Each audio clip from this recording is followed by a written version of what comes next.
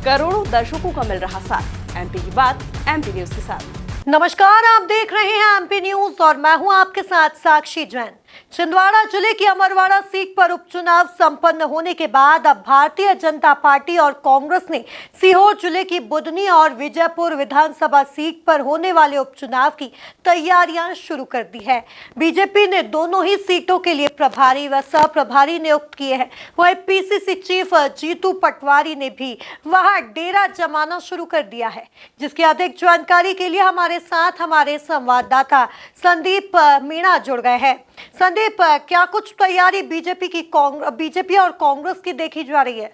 जी, निश्चित तौर पर साक्षी, अगर बात करें तो अमरवाड़ा का जो चुनाव है वो जीतने के बाद भारतीय जनता पार्टी अब बुधनी और विजयपुर पर फोकस करने लगी है। लेकिन अगर बात करें कांग्रेस की, तो कांग्रेस के पास अब जो है ये जो दोनों चुनाव है वो कहीं ना कहीं साख का सवाल बन चुके हैं। तो लिहाजा ऐसे में खुद प्रदेश कांग्रेस अध्यक्ष जीतू पटवारी ने मोर्चा संभाल लिया है और जिस तरीके से वो बुधनी विधानसभा में ताबड़तोड़ दौरे कर रहे हैं, तो ये माना जा रहा है कि खुद अब इस चुनाव को जो है जीतू पटवारी लीड करते हुए नजर आ रहे हैं। फिलहाल अगर बात करें कांग्रेस की, तो यहाँ से कांग्रेस ने इस सीट की जिम्मेदारी पूर्व मुख्यमंत्री दिग्विजय सिंह के बेटे जयवर्धन सिंह को सौंपी है और वो इस चुनाव के प्रभारी, और जो पूर्व विधायक शैलेंद्र पटेल है वो सह प्रभारी नियुक्त किए गए हैं। तो ऐसे में लगातार यहाँ पर जो है सियासी जमावट की जा रही है। जीतू पटवारी खुद अगर देखा जाए तो पिछले एक हफ्ते में वो दूसरी बार जो है बुधनी का दौरा कर चुके हैं और यहाँ पर कांग्रेस ने एक खास रणनीति अपनाई है साक्षी, इस चुनाव को जीतने के लिए, जो भारतीय जनता पार्टी अक्सर किया करती थी। जिस तरीके से बीजेपी की परंपरा होती थी कि कार्यकर्ताओं के साथ टिफिन पार्टी करना, खाना खाना, उस तरीके का जो सीन है वो अब कांग्रेस में नजर आ रहा है। और जीतू पटवारी जो है वो कांग्रेस कार्यकर्ताओं के साथ जो है टिफिन पार्टी कर जीत की रणनीति बनाते हुए नजर आ रहे हैं। जी, क्या लगता है संदीप, कब तक इन विजयपुर और बुधनी सीट पर चुनाव की तारीखों का ऐलान हो सकता है?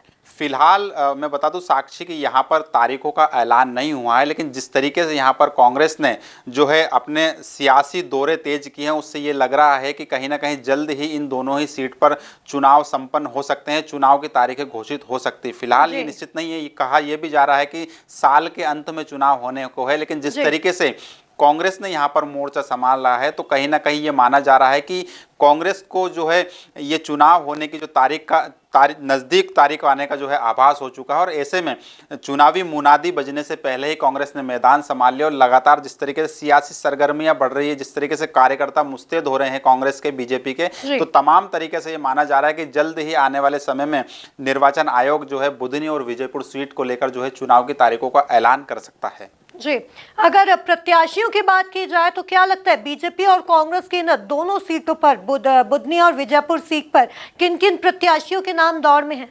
निश्चित तौर पर देखें, यहाँ पर अगर बात करें तो भारतीय जनता पार्टी की बुधनी जो विधानसभा सीट है वो पारंपरिक सीट मानी जाती है और एक तरीके से कह सकते हैं कि ये भारतीय जनता पार्टी का एक अभेद किला भी इसे कहा जा सकता है। लगातार यहाँ से शिवराज सिंह चौहान चुनाव जीतते आ रहा है, तो ऐसा माना जा रहा है कि यहाँ से बीजेपी की बात करें तो दो नाम सबसे तेज इस जो है प्रत्याशी के रेस में दौड़ते हुए नजर आ रहे हैं। एक तो खुद पूर्व सीएम शिवराज सिंह चौहान के बेटे कार्तिकेय हैं और दूसरे पूर्व सांसद रमाकांत भार्गव हैं। अगर हम कार्तिकेय सिंह चौहान की बात करें तो वो लगातार जब शिवराज सिंह चौहान मुख्यमंत्री थे तो बुधनी का काम कार्तिकेय सिंह ही देखते थे और उनके पास युवा कार्यकर्ताओं की एक अच्छी फौज है। दूसरे ही अगर बात की जाए तो दूसरे तौर पर देखें तो तमाम जो ग्रामीण क्षेत्र है, आदिवासी इलाके है, वहाँ पर कार्यकर्ताओं के बीच में कार्तिकेय सिंह चौहान की एक बड़ी जो है मौजूदगी भी है और लोकप्रिय भी है वो लोगों के बीच में। और लगातार अगर बात करें तो बुधनी विधानसभा क्षेत्र में वो कई आयोजन भी करते आए, चाहे क्रिकेट टूर्नामेंट की बात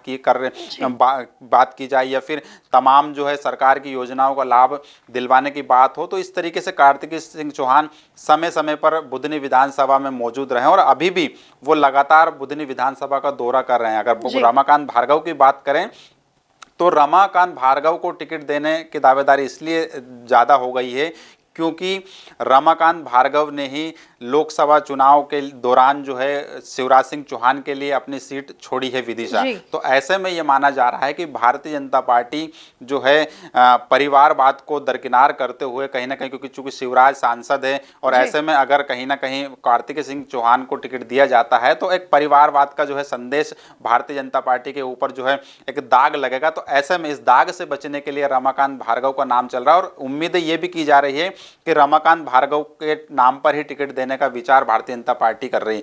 दूसरी तरफ अगर हम कांग्रेस की बात करें साक्षी, तो यहां से जो है दो नाम सबसे तेजी से उभर रहे हैं। एक है पूर्व मंत्री राजकुमार पटेल का और दूसरे हैं अर्जुन आर्य की बात की जाए तो लगातार ये जो नाम है वो जो है सियासी गलियारे में गूंज रहे हैं। और दूसरे भी नाम हैं, जिस तरीके से अगर बात करें लोकसभा चुनाव के दौरान, विधानसभा चुनाव के दौरान जो है शिवराज सिंह चौहान के सामने जो मैदान में उतारा था विक्रम मस्ताल का नाम भी जो है सियासी गलियारे में गूंज रहा है। तो ऐसे में देखा जाए तो जो राजकुमार पटेल है उनका नाम काफ़ी तेजी से इस विधानसभा सीट पर दौड़ रहा है, क्योंकि यहाँ पर राजकुमार पटेल पहले चुनाव जीत चुके हैं बुधनी से और राजकुमार पटेल के बाद उनके भाई देव कुमार पटेल जो है वो भी बुधनी विधानसभा चुनाव जीत चुके हैं। तो ऐसे में यहाँ पर बात की जा रही है जीत का अंतर उस समय, अगर हम 1993 की बात करें तो राजकुमार पटेल उस समय चुनाव जीते थे तो जीत का अंतर बेहद ही कम था, 1100-1200 मतों से उन्होंने जीत दर्ज की थी। लेकिन